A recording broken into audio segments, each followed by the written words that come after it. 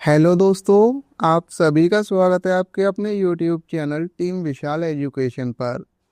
आज है 20 अगस्त 2026 और आज की इस वीडियो में हम जानेंगे 20 अगस्त 2026 के डेली करंट अफेयर्स से जुड़े सभी इम्पोर्टेंट प्रश्नों के बारे में। अगर आप किसी भी एग्जाम की तैयारी कर रहे हैं तो ये वीडियो आपके लिए काफ़ी ज़्यादा यूजफुल रहने वाली है। इसलिए वीडियो को आप शुरू से लेकर एंड तक जरूर देखें, क्योंकि हर प्रश्न आपके एग्जाम में काम आ सकता है। तो बिना किसी देरी के चलिए शुरू करते हैं आज के पहले प्रश्न से। पहला प्रश्न है आज का हमारा, हाल ही में मरुस्थलीकरण से निपटने के लिए संयुक्त राष्ट्र कन्वेंशन की 17वीं बैठक COP17 कहाँ पर प्रारंभ हुई है? इस प्रश्न का राइट आंसर हो जाएगा दोस्तों ऑप्शन ए, ये मंगोलिया में प्रारंभ हुई है। हाल ही में मरुस्थलीकरण, भूमि क्षरण और सूखे से निपटने के लिए संयुक्त राष्ट्र कन्वेंशन यानी UNCCD की 17वीं कॉन्फ्रेंस ऑफ द पार्टीज, जिसे COP17 कहा जाता है, मंगोलिया की राजधानी उलान बटार में शुरू हुई है। यह बैठक दोस्तों 17 से 28 अगस्त 2026 तक चलेगी।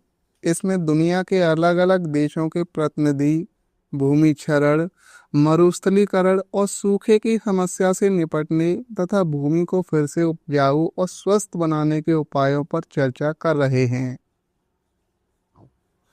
दोस्तों, अगर हम बात करें COP17 और यूएनसीसीडी की फुल फॉर्म होती है United Nation Convention to Combat Desertification. इसका उद्देश्य मुख्य रूप से मरुस्थलीकरण रोकना, भूमि क्षरण कम करना, सूखे से निपटाना, भूमि और पारिस्थितिकी तंत्र को पुनर्स्थापित करना। कॉप यानी कॉन्फ्रेंस ऑफ द पार्टीज, यह वह बैठक है जिसमें इन कन्वेंशन से जुड़े देश मिलकर आगे की नीतियों और कार्य योजनाओं पर चर्चा करते हैं। और यूएनसीसीडी में 197 पार्टीज हैं। अब हम बात करें दोस्तों मंगोलिया की, तो ये एशिया महाद्वीप में आता है। राजधानी है इसकी उलान बटार, मुद्रा है मंगोलियन तुग्रिक, प्रधानमंत्री है नियाम ओरोसिन उचराल और इसके पड़ोसी देश हैं रूस और चीन। हाल ही में सिर्फ 38 मिनट के अंतराल पर 2 रॉकेट लॉन्च करने का रिकॉर्ड किसने बनाया है? इस प्रश्न का राइट आंसर हो जाएगा दोस्तों ऑप्शन डी, ये स्पेस एक्स ने बनाया है। हाल ही में अमेरिकी निजी अंतरिक्ष कंपनी स्पेस एक्स ने अंतरिक्ष प्रक्षेपण के क्षेत्र में नया रिकॉर्ड बनाया है। 15 अगस्त 2026 को स्पेस एक्स ने सिर्फ 38 मिनट के अंतराल में 2 फाल्कन 9 रॉकेट लॉन्च किए हैं और पहला रॉकेट फ्लोरिडा के कैप कैनवरल से ग्लोब स्टार के 8 संचार उपग्रह लेकर गया, जबकि दूसरा रॉकेट कैलिफोर्निया के वेंडनबर्ग स्पेस फोर्स बेस से अमेरिकी स्पेस फोर्स के USSF 366 मिशन के लिए लॉन्च हुआ है। और इस तरह स्पेस एक्स ने लगातार 2 ऑर्बिटल लॉन्चेज के बीच सबसे कम अंतराल का नया रिकॉर्ड बनाया है। अगर हम बात करें स्पेस एक्स की, तो इसकी स्थापना सन 2002 में हुई थी। संस्थापक हैं इसके एलन मस्क। मुख्यालय इसका USA के हॉथॉर्न कैलिफोर्निया में। और इसका मुख्य उद्देश्य है रियूजेबल रॉकेट्स और अंतरिक्ष परिवहन को अधिक तेज और कम लागत वाला बनाना। और फाल्कन 9 की खासियत है इसका फर्स्ट स्टेज बूस्टर दोबारा इस्तेमाल किया जा सकता है। 14 अगस्त 2026 तक जल जीवन मिशन के तहत सर्वाधिक हर घर जल प्रमाणित गांव वाला राज्य कौन सा है? इस प्रश्न का राइट आंसर हो जाएगा दोस्तों ऑप्शन ए, उत्तर प्रदेश। जल जीवन मिशन के तहत 14 अगस्त 2026 तक सबसे ज्यादा हर घर जल प्रमाणित गांव उत्तर प्रदेश में है। यहाँ यह उपलब्धि इसलिए महत्वपूर्ण है क्योंकि उत्तर प्रदेश जनसंख्या और गांवों की जनसंख्या के हिसाब से देश के सबसे बड़े राज्यों में से एक है और हर घर जल प्रमाणित गांव का मतलब केवल पाइपलाइन बिछ जाना नहीं है, बल्कि ग्राम सभा द्वारा भी यह पुष्टि की जाती है कि गांव के सभी घरों, स्कूलों और आंगनवाड़ी केंद्रों में नल से पानी पहुंच रहा है। अब बात करें दोस्तों जल जीवन मिशन की, कि जल जीवन मिशन क्या है। तो जल जीवन मिशन केंद्र सरकार का ग्रामीण पेयजल कार्यक्रम है, जिसे 15 अगस्त 2019 को शुरू किया गया था।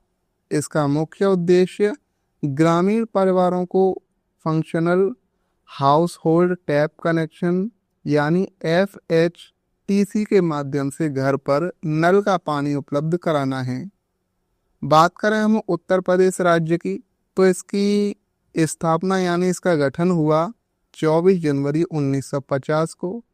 राजधानी है लखनऊ, मुख्यमंत्री हैं योगी आदित्यनाथ जी और राज्यपाल हैं यहाँ की आनंदीबेन पटेल और मुख्य भाषा है यूपी की हिंदी। हाल ही में अमेरिकी एयरोस्पेस कंपनी GE एयरोस्पेस ने S-400 लैब अप्रूवल पाने वाली पहली भारतीय कंपनी कौन सी बनी है। इस प्रश्न का राइट आंसर हो जाएगा दोस्तों ऑप्शन ए, मिस्र धातु निगम लिमिटेड। हाल ही में भारत की सरकारी कंपनी मिस्र धातु नगर लिमिटेड यानी मिधानी ने एक बड़ी उपलब्धि हासिल की है। इसे अमेरिकी एरोस्पेस कंपनी GE एरोस्पेस ने S-400 लैब अप्रूवल मिला है और यह उपलब्धि हासिल करने वाली भारत की पहली कंपनी बनी है। यह अप्रूवल इसकी लैब में होने वाले केमिकल, मैकेनिकल और मेटलर्जिकल टेस्टिंग की गुणवत्ता और अंतर्राष्ट्रीय मानकों को मान्यता देता है। इससे MIDHANI की वैश्विक एरोस्पेस सप्लाई चेन में विश्वसनीयता बढ़ेगी। अब बात करें कि S-400 लैब अप्रूवल क्या है, तो यहाँ S-400 का रूस की S-400 मिसाइल प्रणाली से कोई संबंध नहीं है। यह GE एरोस्पेस की metallic material testing laboratory qualification है। नेक्स्ट प्रश्न है, हाल ही में राष्ट्रीय खेल पुरस्कार 2026 के तहत मेजर ध्यानचंद खेल रत्न पुरस्कार के लिए किसे चुना गया है। क्या तेजस्विनी शंकर को चुना गया है, दिव्या देशमुख को, मीराबाई चानू को। तो इस प्रश्न का राइट आंसर हो जाएगा दोस्तों ऑप्शन डी, इनमें से किसी को भी नहीं मिला, यानी इनमें से किसी को चुना नहीं गया है। इस प्रश्न में दोस्तों राष्ट्रीय खेल पुरस्कार 2026 के सबसे प्रतिष्ठित खेल सम्मान मेजर ध्यानचंद खेल रत्न पुरस्कार के लिए चयनित खिलाड़ी के बारे में पूछा गया है और दिए गए विकल्पों में तेजस्विनी शंकर, दिव्या देशमुख और मीराबाई चानू हैं, लेकिन इनमें से किसी का चयन खेल रत्न के लिए नहीं हुआ है। खास बात यह है कि तेजस्विनी शंकर का नाम अर्जुन पुरस्कार से जुड़ा है, इसलिए सही उत्तर इनमें से कोई नहीं होगा। अब बात करें खेल रत्न पुरस्कार क्या होता है, तो मेजर ध्यानचंद खेल रत्न पुरस्कार भारत का सर्वोच्च खेल सम्मान है और यह किसी खिलाड़ी को उसके खेल में असाधारण और उत्कृष्ट प्रदर्शन के लिए दिया जाता है और इसका नाम महान हॉकी खिलाड़ी मेजर ध्यानचंद के सम्मान में रखा गया है। हाल ही में अपराजिता परांगला 2026 all India girl high altitude long track mission प्रारंभ हुआ है। परांगला दर्रा किन के बीच स्थित है। इस प्रश्न का राइट आंसर हो जाएगा दोस्तों ऑप्शन बी, हिमाचल प्रदेश और लद्दाख के बीच। हाल ही में अपराजिता परांगला 2026 all India girls high altitude long track mission शुरू किया गया है। इसमें परांगला दर्रे के बारे में पूछा गया है और परांगला हिमालय का एक बहुत ऊंचा दर्रा है जो हिमाचल प्रदेश के स्पीति क्षेत्र को लद्दाख से जोड़ता है। यह समुद्र तल से लगभग 5,500 मीटर से अधिक की ऊंचाई पर स्थित है, इसलिए यहाँ ट्रैकिंग काफी चुनौतीपूर्ण होती है। इस मिशन के जरिए लड़कियों में साहस, शारीरिक फिटनेस, नेतृत्व क्षमता और कठिन परिस्थितियों में काम करने की क्षमता को बढ़ावा देने पर जोर दिया जाता है। नेक्स्ट प्रश्न है, हाल ही में किस राज्य की तामिरबरनी नदी को कानूनी व्यक्ति का दर्जा मिला है? इस प्रश्न का राइट आंसर हो जाएगा दोस्तों ऑप्शन ए, तमिलनाडु। हाल ही में तामिरबरनी नदी को लेकर मद्रास हाई कोर्ट ने एक महत्वपूर्ण फैसला दिया है कि कोर्ट ने इस नदी को कानूनी व्यक्ति यानी ज्यूरिस्टिक पर्सन का दर्जा दिया है। इसका मतलब ये है कि नदी के अपने कानूनी अधिकार माने जाएंगे और उसे प्रदूषित करने से उसके अधिकारों का भी उल्लंघन माना जाएगा। कोर्ट ने यह भी स्पष्ट किया है कि धार्मिक अनुष्ठानों के नाम पर नदी में कपड़े या अन्य कचरा डालकर उसे प्रदूषित नहीं किया जा सकता। तामिरबरनी दक्षिण भारत की महत्वपूर्ण नदियों में से एक है और इसका संबंध तमिलनाडु से है।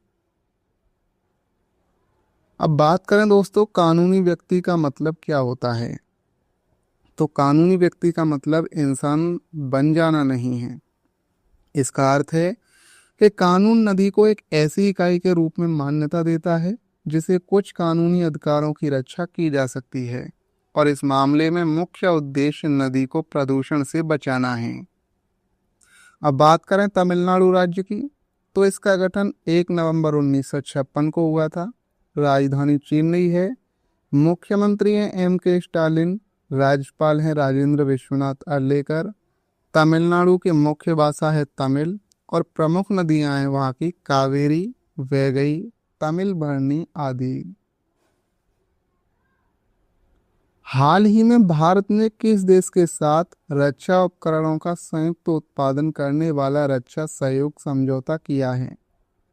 इस प्रश्न का राइट आंसर हो जाएगा दोस्तों ऑप्शन बी, आर्मेनिया। हाल ही में भारत और आर्मेनिया ने रक्षा सहयोग को मजबूत करने के लिए महत्वपूर्ण समझौता किया है और इसका फोकस केवल एक दूसरे से हथियार खरीदने तक सीमित नहीं है, बल्कि रक्षा तकनीक, सैन्य सहयोग और रक्षा उपकरणों के संयुक्त विकास और उत्पादन को बढ़ावा देना है। भारत पहले से ही आर्मेनिया को कई स्वदेशी रक्षा प्रणालियां उपलब्ध करा रहा है, जैसे पिनाका रॉकेट सिस्टम, तोपें और अम्यूनिशन। भारत आर्मेनिया संबंध की खास बात यह है दोस्तों कि आर्मेनिया भारत के स्वदेशी रक्षा उपकरणों का एक महत्वपूर्ण विदेशी ग्राहक बनकर उभरा है। दोनों देशों के बीच रक्षा सहयोग में Pinaka multi barrel rocket launcher, Swati weapon locating radar, विभिन्न प्रकार के अम्यूनिशन, आर्टिलरी सिस्टम जैसी प्रणालियां शामिल रही हैं। हाल ही में ग्रामीण इनोवेशन के लिए RSVC अमृत प्लेटफॉर्म किसने लॉन्च किया है? इस प्रश्न का राइट आंसर हो जाएगा दोस्तों ऑप्शन सी, ये नाबार्ड ने लॉन्च किया है। हाल ही में ग्रामीण क्षेत्रों में इनोवेशन और टेक्नोलॉजी ट्रांसफर को बढ़ावा देने के लिए RSVC अमृत प्लेटफॉर्म लॉन्च किया गया है। इसे नाबार्ड ने office of the principal scientific adviser के सहयोग से विकसित किया है और 15 अगस्त 2026 को principal scientific adviser pro Ajay Kumar Sood ने इसे लॉन्च किया है और इसका उद्देश्य वैज्ञानिक संसाधनों, स्टार्टअप्स और इनोवेटर्स द्वारा विकसित उपयोगी तकनीकों को किसानों और ग्रामीण समुदायों तक पहुंचाना है। यह प्लेटफॉर्म टेक्नोलॉजी की खोज और वैलिडेशन से लेकर उसके गांव में डेप्लॉयमेंट, मॉनिटरिंग और इम्पैक्ट असेसमेंट तक मदद करेगा। बात करें दोस्तों नाबार्ड की, तो इसकी स्थापना 12 जुलाई 1982 को हुई थी। मुख्यालय इसका मुंबई में और मुख्य कार्य है कृषि और ग्रामीण विकास के लिए वित्तीय एवं संस्थागत सहारा। और नाबार्ड की दोस्तों फुल फॉर्म होती है national bank of for agriculture and rural development. हाल ही में भारतीय सेना प्रमुख जनरल धीरज सेठ को किस देश ने सेना के जनरल की मानक रैंक से सम्मानित किया है? राइट आंसर हो जाएगा इस प्रश्न का ऑप्शन ए, नेपाल। अभी हाल ही में भारतीय सेना प्रमुख जनरल धीरज सेठ को नेपाल ने अपनी सेना के मानद जनरल की रैंक से सम्मानित किया है और यह भारत और नेपाल के बीच लंबे समय से चली आ रही सैन्य परंपरा का हिस्सा है। दोनों देशों की सेनाओं के प्रमुखों को एक दूसरे की सेना में मानद जनरल की रैंक देने की परंपरा 1950 से चली आ रही है और जनरल धीरज सेठ को यह सम्मान नेपाल के राष्ट्रपति रामचंद्र पौडेल ने प्रदान किया है। बात करें दोस्तों जनरल धीरज सेठ की, तो भारत के 31वें chief of the army staff हैं। उन्होंने 30 जून 2026 को पदभार संभाला। यह सम्मान नेपाली सेना के मानद जनरल की रैंक है और नेपाल के सेना प्रमुख जनरल अशोक राज सिंहदेल को भी दिसंबर 2024 में भारत की राष्ट्रपति द्रौपदी मुर्मू ने भारतीय सेना के मानद जनरल की रैंक दी थी। यानी यह पारस्परिक सैन्य परंपरा है। बात करें दोस्तों नेपाल देश की, तो इसकी राजधानी है काठमांडू। मुद्रा यहाँ की नेपाली रुपया। आधिकारिक भाषा है नेपाली। पड़ोसी देश हैं भारत और चीन। नेपाल के वर्तमान में राष्ट्रपति हैं रामचंद्र पौडेल और वर्तमान में अभी प्रधानमंत्री वहां के बालेन्द्र शाह। अगस्त 2026 में ओणम त्योहार किस राज्य में मनाया गया है? तो राइट आंसर हो जाएगा इस प्रश्न का ऑप्शन डी, ये केरल राज्य में मनाया गया है। दोस्तों अगस्त 2026 में ओणम त्योहार मुख्य रूप से भारत के केरल राज्य में मनाया गया है और यह 10 दिनों का फसल उत्सव 16 अगस्त 2026 से शुरू हुआ है, जिसका मुख्य दिन 26 अगस्त 2026 को है। यह केरलम का सबसे बड़ा फसल कटाई का उत्सव है और यह राजा महाबली के स्वागत और भगवान विष्णु के वामन अवतार की याद में मनाया जाता है। केरल राज्य की स्थापना 1 नवंबर 1956 को हुई थी। राजधानी है इसकी तिरुवनंतपुरम, जिसे पहले त्रिवेंद्रम भी कहा जाता था, और मुख्यमंत्री हैं वहाँ के वी.डी. सतीशन, जो कि ये 13वें मुख्यमंत्री हैं केरल के। अगस्त 2026 में भारत के मुख्य चुनाव आयुक्त ज्ञानेश कुमार ने के शहर में इलेक्टोरल लिटरेसी क्लब 2.0 और ECI ने डिजिटल प्लेटफॉर्म का शुभारंभ किया है। इस प्रश्न का राइट आंसर है दोस्तों ऑप्शन बी, पटना बिहार। भारत के मुख्य चुनाव आयुक्त ज्ञानेश कुमार ने अगस्त 2026 में पटना शहर से इलेक्टोरल लिटरेसी क्लब 2.0 का शुभारंभ किया है और इसके उद्देश्य की अगर हम बात करें तो इस पहल का मुख्य उद्देश्य स्कूली और कॉलेज के युवा छात्रों को चुनावी प्रक्रिया, मतदान और लोकतांत्रिक मूल्यों के प्रति जागरूक व शिक्षित करना है। और इस अवसर पर इलेक्टोरल लिटरेसी क्लब का एक नया लोगो और नया टैगलाइन लर्न डेमोक्रेसी भी जारी किया गया है। ECI नेट ये एक व्यापक डिजिटल प्लेटफॉर्म है जो मतदाता सूची से लेकर मतदाता तक की सभी निर्वाचन संबंधी सेवाएं एक ही क्लिक पर उपलब्ध कराता है। तो दोस्तों आज की इस वीडियो में हमने 20 अगस्त 2026 के करंट अफेयर्स के प्रश्नों को विस्तार से समझा है। अगर ये वीडियो आपके लिए हेल्पफुल रही हो तो इस वीडियो को लाइक करें, शेयर करें और चैनल को सब्सक्राइब करना ना भूलें। तो चलिए मिलते हैं एक और नई वीडियो के साथ। धन्यवाद। जय हिंद।